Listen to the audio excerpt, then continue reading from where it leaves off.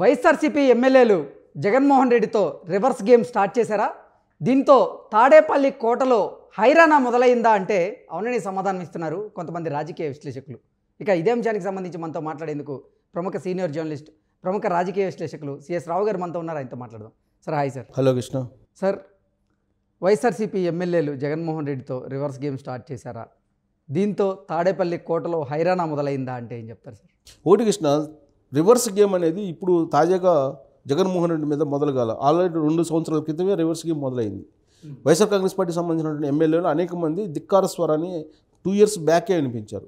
Suppose Kandukur సంబంధించిన MLA, నేను ఒక తట్ట మట్టి వేయించుకోలేని పరిస్థితిలో ఉన్నాను ఎమ్మెల్యేగా, నా పరిస్థితి ఏంటి, ఒక ఎమ్మెల్యేగా ఉండి నేను కనీసం రోడ్డు గోతుల్లో ఉన్నటువంటి రోడ్డుకి ఒక తట్ట మట్టి వేయించలేకపోతున్నాను అని చెప్పి ఆయన వ్యాఖ్యానించారు.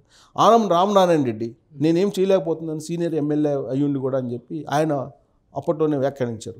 ఆ తర్వాత కోటమిరెడ్డి శ్రీధర్ రెడ్డి, ఆయన కూడా నేనేం చేయలేకపోతున్న నియోజకవర్గాల ప్రజలకి నాకేమీ విలువ ఇవ్వట్లేదు, నేను చెప్పింది ఏంటలేదు, అలాగే తాడేపల్లిలో ఉన్నటువంటి సీఎం క్యాంపస్కి వెళ్ళినా కానీ నేను డైరెక్ట్గా పోయి చెప్పుకునేటువంటి పరిస్థితి లేదని చెప్పి ఆయన అన్నారు. ఇలా రాష్ట్ర వ్యాప్తంగా సుమారుగా 25 మంది ఎమ్మెల్యేలు వ్యతిరేకమైనటువంటి గలం అప్పట్లోనే వినిపించారు 2 years బ్యాకే. అప్పటి నుంచి అసంతృప్తి నివురు కప్పిన నిప్పుల్లాగా కొనసాగుతుంది వైఎస్ఆర్ కాంగ్రెస్ పార్టీలో. ఇప్పుడు జగన్మోహన్ రెడ్డి ఏమంటున్నారు, మీ గ్రాఫ్ బాగాలేదు, నేను మీకు సీట్ ఇవ్వలేనని చెప్పి కొంతమందికి ఫోన్లు చేసి చెప్తున్నటువంటి పరిస్థితి. కొంతమందిని తాడేపల్లి క్యాంప్ ఆఫీస్కి రమ్మని చెప్పి పిలుస్తున్నారు, ఫోన్లు ఆహ్వానిస్తున్నారు. సో వాళ్ళ ఫోన్లు తీసుకొని చాలామంది రిజెక్ట్ చేసేసి అసలు పట్టించుకోవట్లేదు ఆ ఫోన్లు అని చెప్పేసి తెలుస్తుంది. ఇది రివర్స్ గేమ్. ఒకటేంటంటే ఫోన్లు తీసుకున్నటువంటి వాళ్ళలో కొంతమంది ఏంటంటే, ఎగ్జాంపుల్ చెప్పుకుంటే మనం మైలవరం సంబంధించినటువంటి ఎమ్మెల్యే వసంత కృష్ణప్రసాద్, ఆయన ఏమంటున్నారు, మైలవరంకి వెళ్ళమన్నారు. ఆయన మైలవరం నుంచి పోటీ చేయమని చెప్పారు, నందిగామ నుంచి పోటీ చేయమని, ఈసారి ఆయన మార్పు చేయడానికి ఫోన్లో చెప్పారు. ఫోన్లో చెప్పినప్పుడు నేను అసలు రాజకీయాల నుంచి వదిలితున్నాను, నాకు ఈ రాజకీయాలు వద్దు, ఈ రాజకీయాలు నేను చేయలేను అని చెప్పి సింపుల్గా ఫోన్ కట్ చేసేసి రివర్స్ అయ్యారు. ఇక చెల్లుబోయిన వేణుగోపాల్కి ప్రాధాన్యత ఇచ్చారు జగన్మోహన్ రెడ్డి. ఆయన గత క్యాబినెట్లో, ఈ క్యాబినెట్లో కూడా ఆయన కొనసాగించారు. 2.1, 2.0లో కూడా ఉన్నారు ఆయన.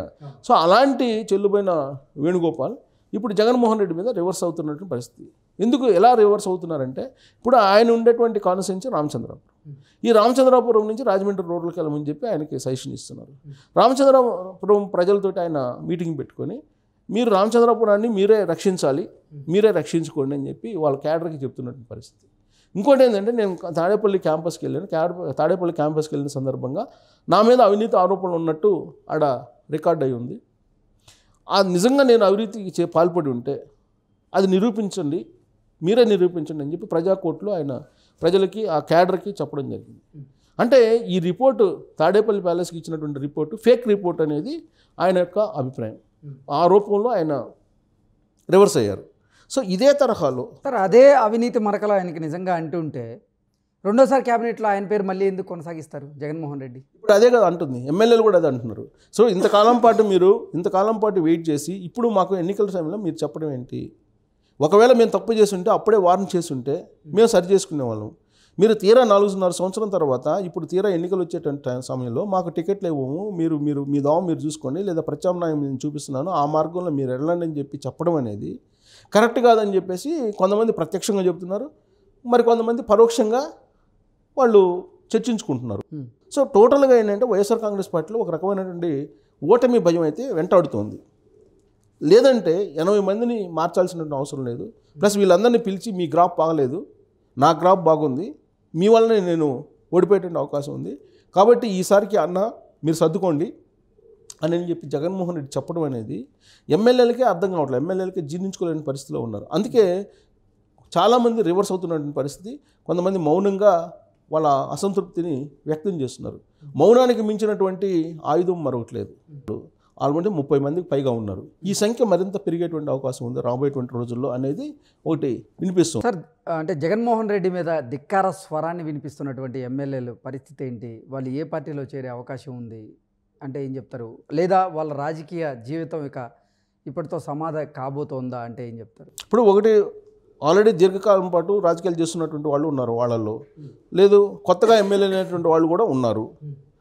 ఇప్పుడు ఈయన ఐడెంటిఫై చేసినటువంటి వాళ్ళు సీనియర్స్ ఉన్నారు, మంత్రులుగా చేసినటువంటి వాళ్ళు ఉన్నారు. ఎగ్జాంపుల్ తీసుకుంటే మనం ఒంగోలు ఎమ్మెల్యే బాలినేని శ్రీనివాసరెడ్డి దాదాపు 6 సార్లు గెలిచారు. ఆయన మంత్రులు చేశారు, రాజశేఖర రెడ్డి క్యాబినెట్లో మంత్రిగా చేశారు.